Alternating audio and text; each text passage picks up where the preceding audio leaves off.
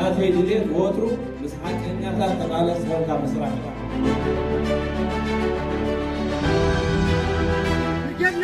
رجعنا حمدو من بارو أبعد يقول حارنة ودسم له حارة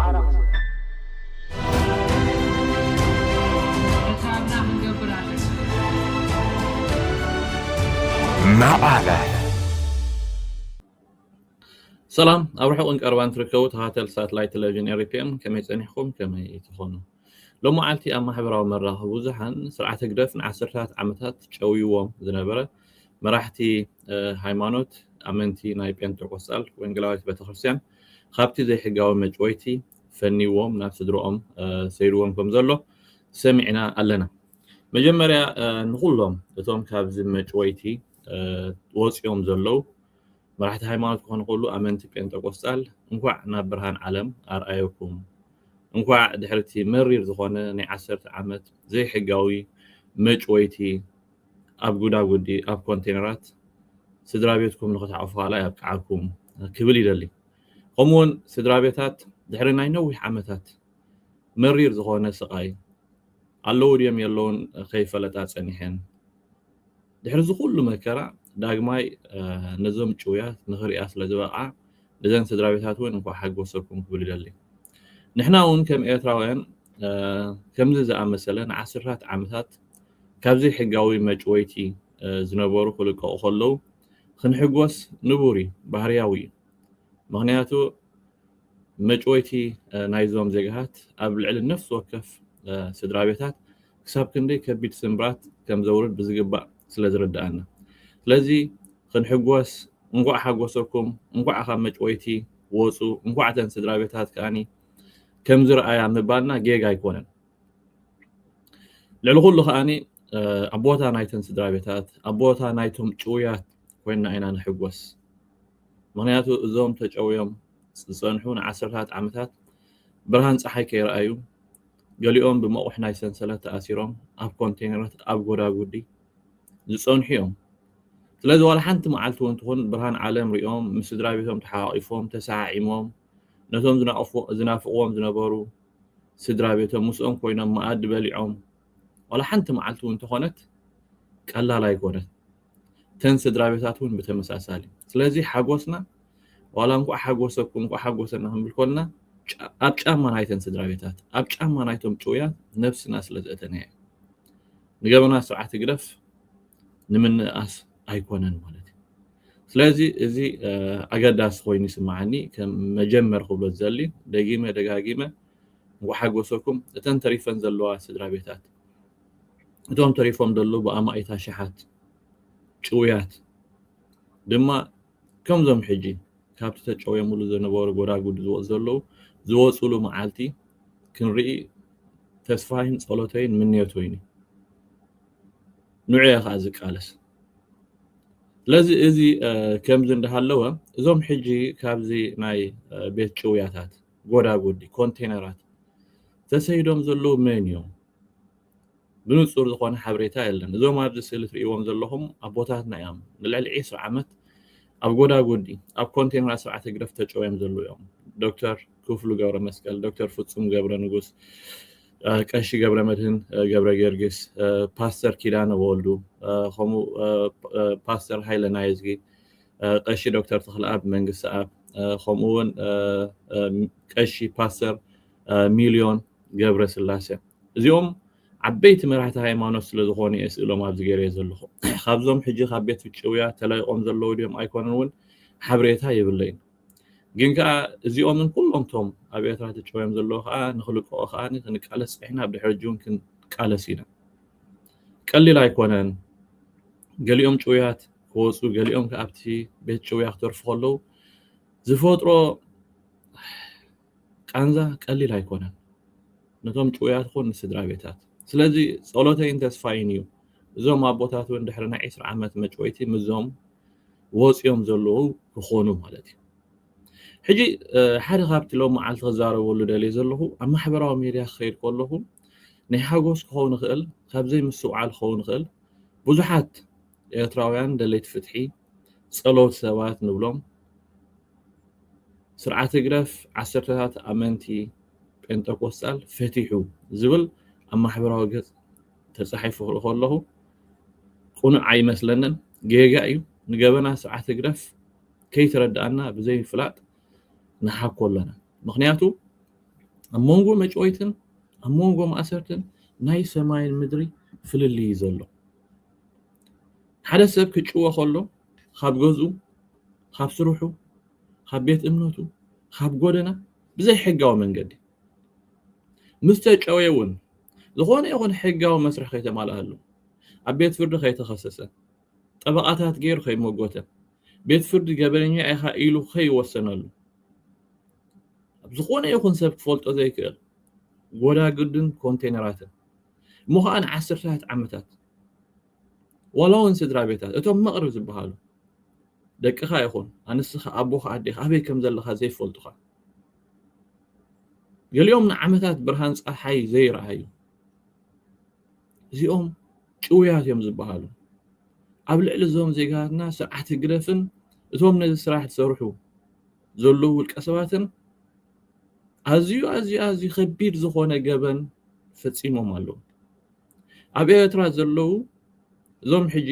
ተላይቆም ዝበሃል ጥራይ ዘይኮነ ብዓሰርታት ኣሽሓት ብኣማኢት ኣሽሓት ጭውያት እዮም ዘለዉ ስለዚ ስርዓተ ግረፍ ጭውያት እዩ ብዘይ ሕጋዊ መንገዲ ሕጂ እውን ለቂቁ ዘሎ ሓደ ሰብ ንዓሰርታት ዓመታት ጨዊኻ ክትለቆ ከለኻ ስለምንታይ ኣሲርካ ከም ዝነበርካ ስለምንታይ ትፈትሖ ከም ዘለኻ ድሕሪ ደኣ ጌጋ ነይርካ ክትክሕሶ ከም ዘለካ ኣብ ልዕሊ እቲ ተጨዊ ዝነበረ ገበን ተፈፂሙ ትገብረኛ ክትሓስ ከም ዘለዎ እዚ ከይገበርካ ገሊኦም ምስ ኣረጉ ገሊኦም ዓይንቶም ምስ ዓወረ ገሊኦም ምስ ፀመሙ ገሊኦም ክኸዱ ዘይክእሉ እጋሮም ምስ ለመሰ ከምቲ ደስ ዝበለካ ጨዋሃምካ ኣብ ደስ ዝበለካ ሰዓትን መዓልትን ከዓ ከይትዛረቡ ኢልካ ኣፎም ዓፂኻ ሰዶም ከለኻ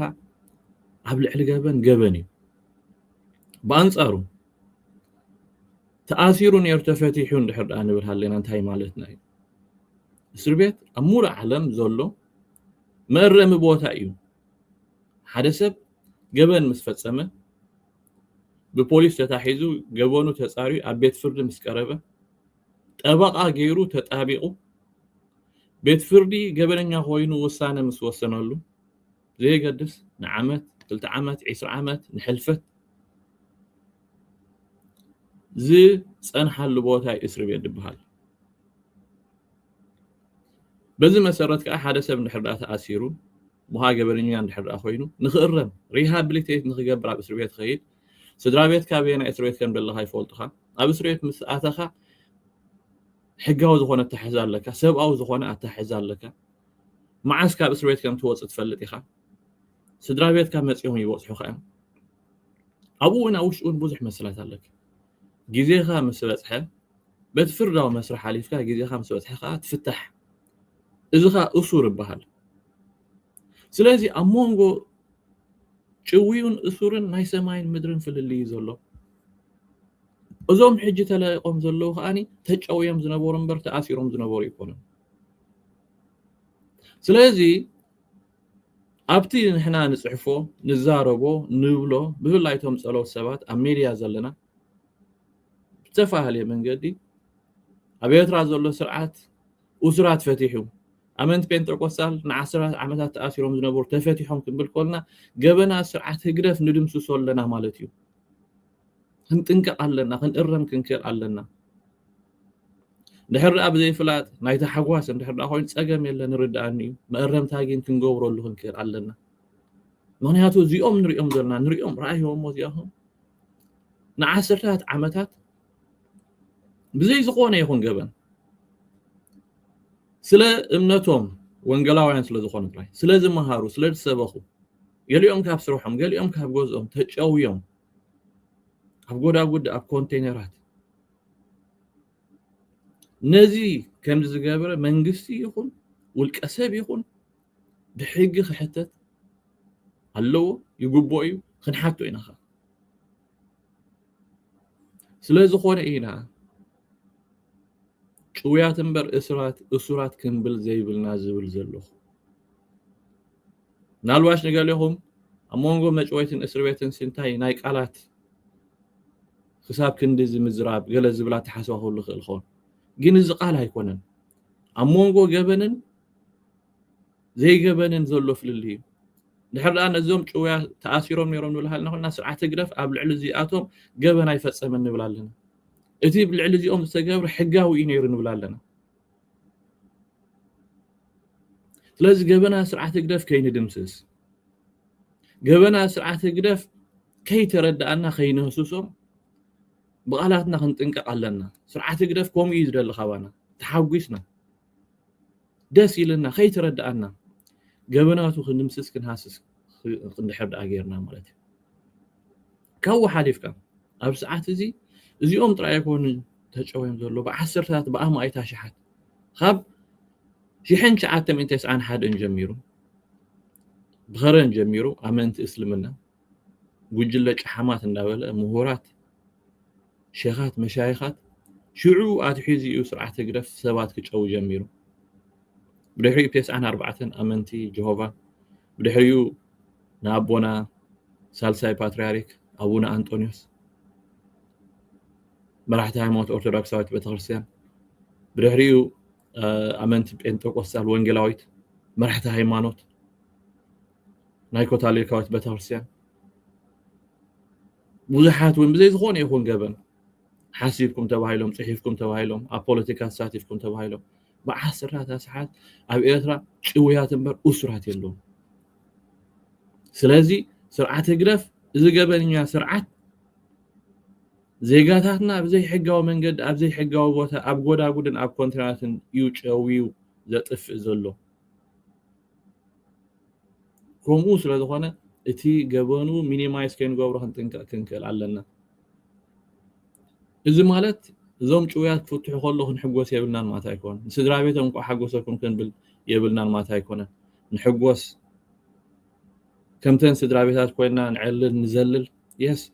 حقوسنا ابوتاتن سدرا بيتات حقوسنا ابوتاتهم شويات غيرنا سለ نفسنا نقمطاي نفس وكف سب نسدرا بيتو هاجر مولي ስለዚህ زين سدرا بيتات زياتن لك كنده هاجر زخون حاون ودن بعل بيتن دقن تچويم من ስለዝነበሩ ተተሓጎሳ قنوعن قبون احنا 5 امينا نحقوس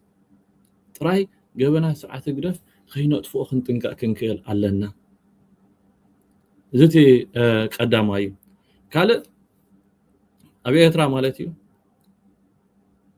اتي سرعه زغبرو زلو مو 5 اترا تچويم زلو بقى كاب بحرسي بمانكاي بچلفاوين ايكونا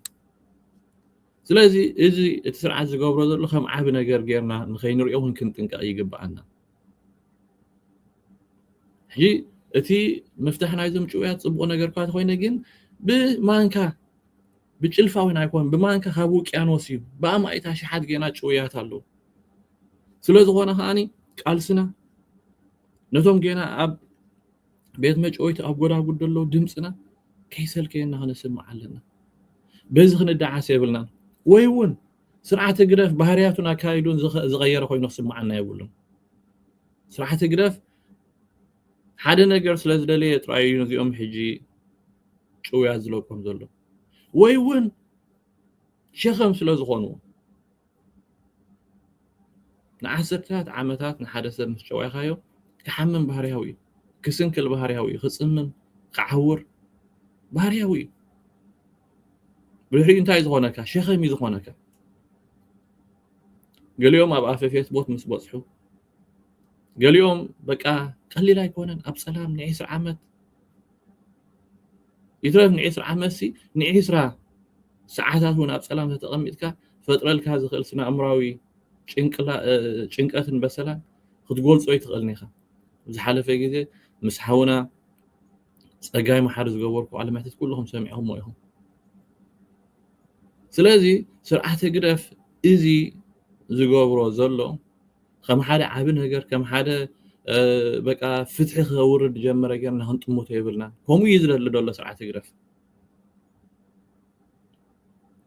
እዚ ነቶም ደገፍቲ ናይ ስርዓትና ንገርፈሎም ዘለና እዚ ዓይነት ፕሮፓጋንዳ ደገፍ ናይ ስርዓት ስራሕ ቆልዮም ስርዓት ግደፍ ስራሕ ቆልዩ መንግስትና ይቅየራሉ ለውጥ ይመጽእ ኣሎ ወስራት ይፈትሑ ለው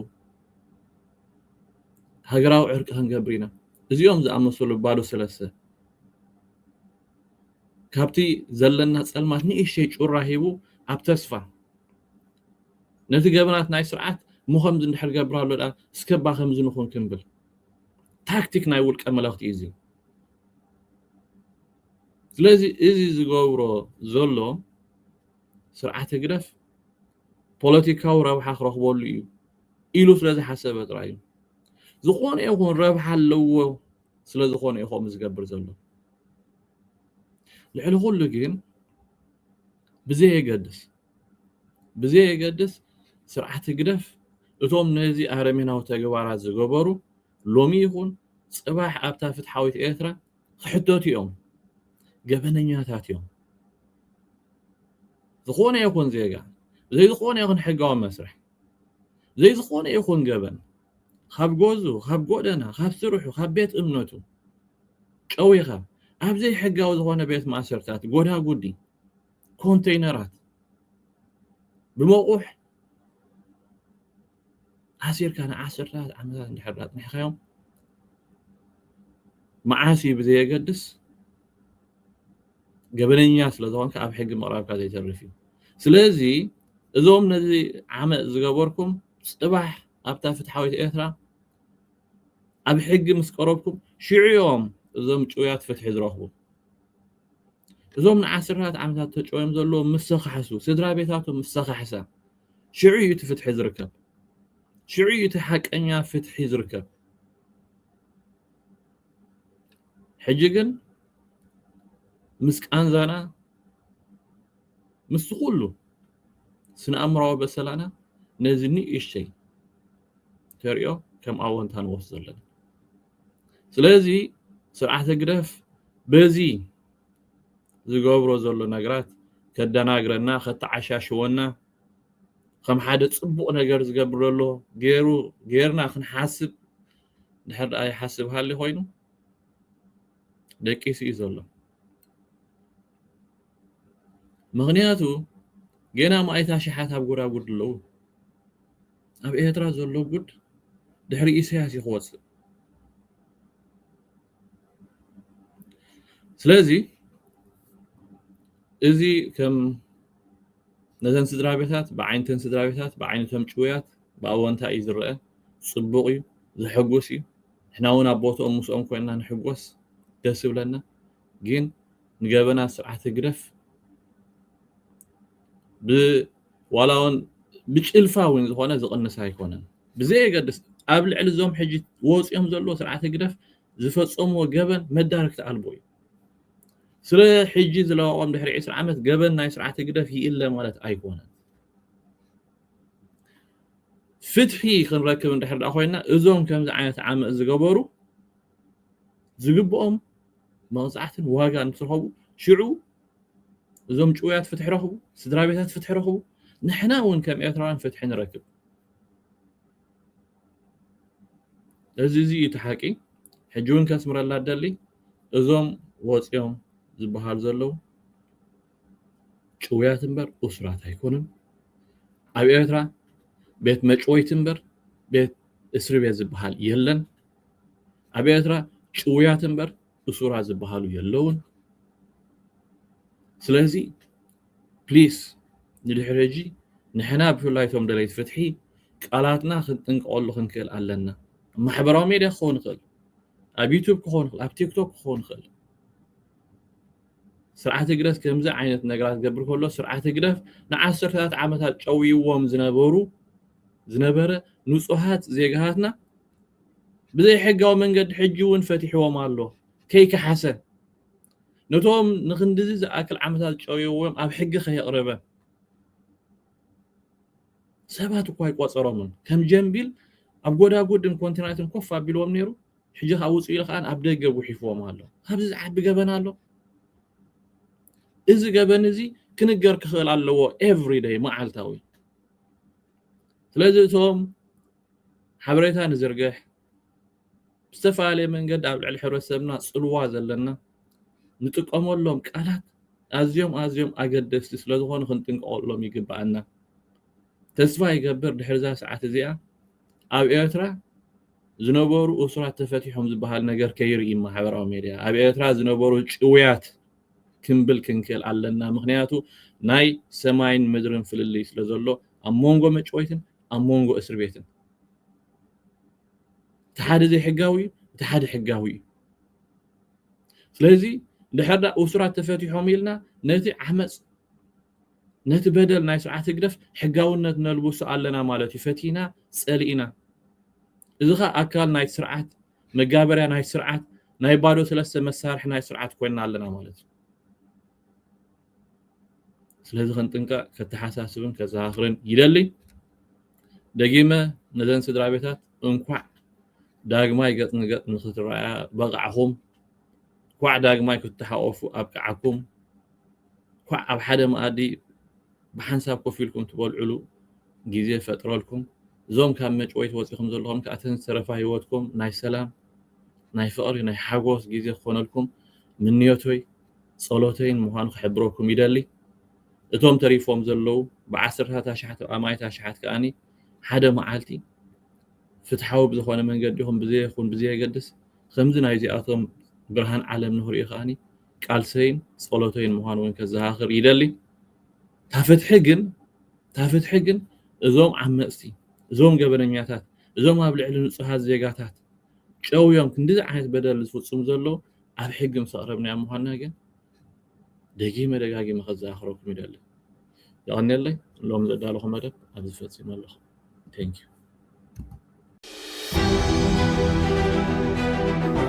ናተይ ድሌት ወትሩ ምስ ሓቀኛታት ተቃለስ ኮንካ ምስራሕ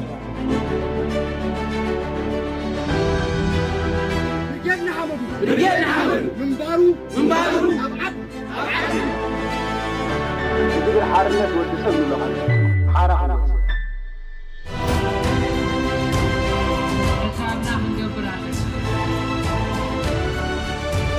معنا